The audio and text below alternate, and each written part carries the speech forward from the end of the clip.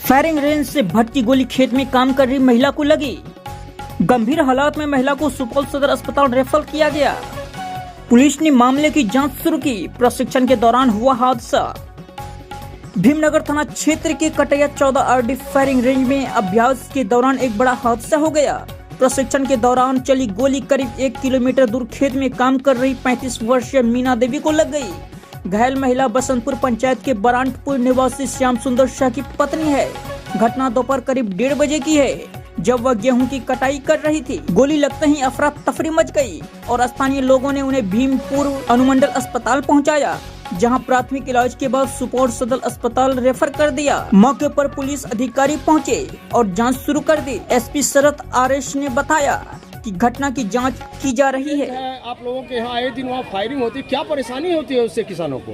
किसानों को हम लोगों को बराबर यहाँ गोली आता है। अभी खेत खलिहान में गेहूं लगा है, बारिश हो गया है, सब मजदूर लेकर के बांध रहा था। उस महिला को जो अभी गोली लगे हैं, चल करके देखा जाए, जो खेत में काम कर रहा था वहाँ पर गेहूं बांध रहा था, और मजदूर को भी एक ठोक लगा है, 3-4 ठोक 5 ठोक। हम लोग को कैसे जिएंगे?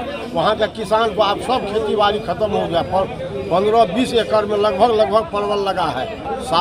शाम सुबह हर हमेशा हम लोगों को खेत में काम करना पड़ता है। उसमें घास का, दवाई का, सब चीज करना पड़ता है। कैसे आदमी जाएगा? बराबर वहाँ गोली आता है, बराबर इससे पहले लिखा पढ़ी हुआ है, कोई सुनवाई नहीं है। अब कैसे हम लोगों को वहाँ? अच्छा, आज जो महिला को गोली लगी उसका क्या यहाँ कहाँ इलाज हो रहा है उसका?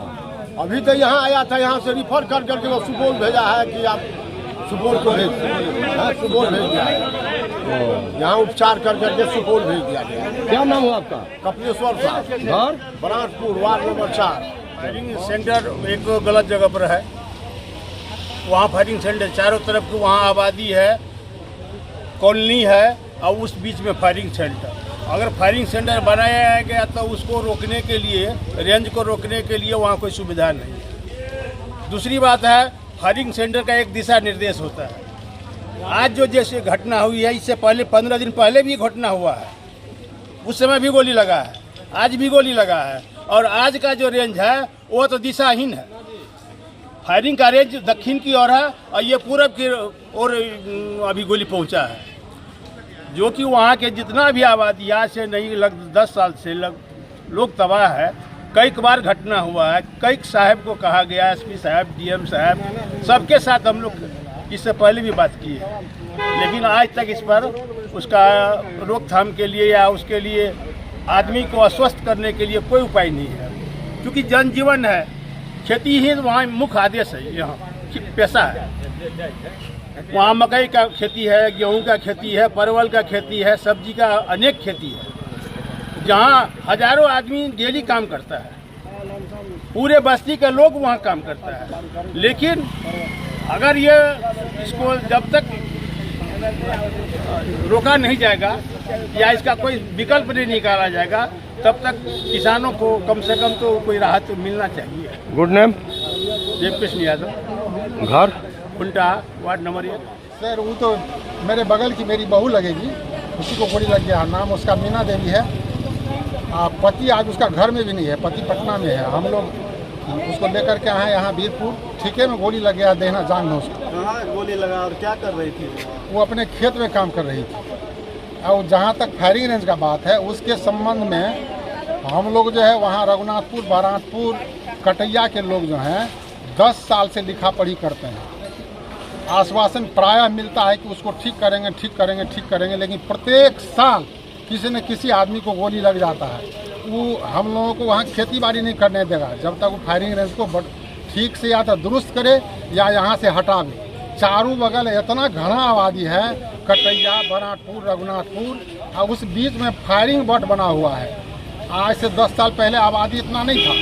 अब उस फायरिंग रेंज के अगल बगल में सट करके खेती बाड़ी होता है, लोगों का घर हो गया है। वो विभाग का ढिठाई है कि वहाँ बट रखे हुआ है।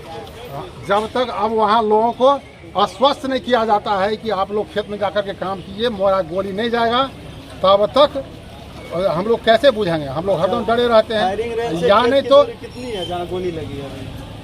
1-1.25 किलोमीटर की दूरी। हाफ किलोमीटर 1 किलोमीटर यही चलता है। एकदम फ्रंट में है, जहाँ से फायरिंग होता है बिल्कुल फ्रंट में हम लोगों का खेत है।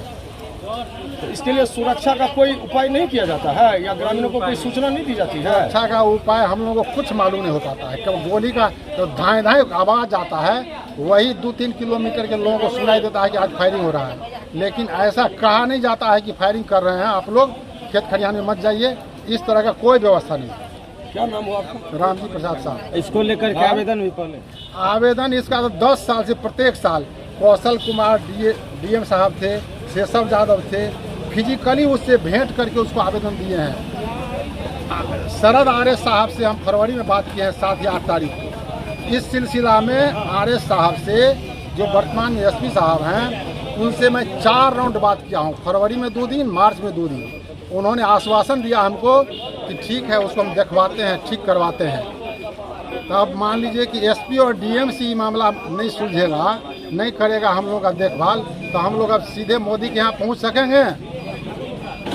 क्या नाम हुआ? रामजी प्रसाद साहब, घर Baratpur, ward number 4। Kataiya power house के नज़दीक जो फायरिंग रेंज है वहाँ फायरिंग हो रही है, उससे आए दिन गोली लगने की घटना प्रकाश में आ रही है। आज भी एक महिला को गोली लगी है, क्या कहेंगे मुखिया जी? ये बहुत दिनों से परेशानी है। मेरे पंचायत के अंतर, मेरे पंचायत से तो इधर है, लेकिन मेरे पंचायत में ही सारी गोली आती है। और हम कई बार वहाँ के बुद्धिजीवी के साथ भी डीएसपी साहब के पास गए थे, और कई बार एसपी साहब को भी या हमारे मंत्री जी कई बार आवेदन दिया गया है, लेकिन कोई सुनवाई नहीं है। और वैसे सुनवाई हो भी नहीं सकती, इसलिए नहीं हो सकती क्योंकि हमारा नेतृत्व ही कमजोर है।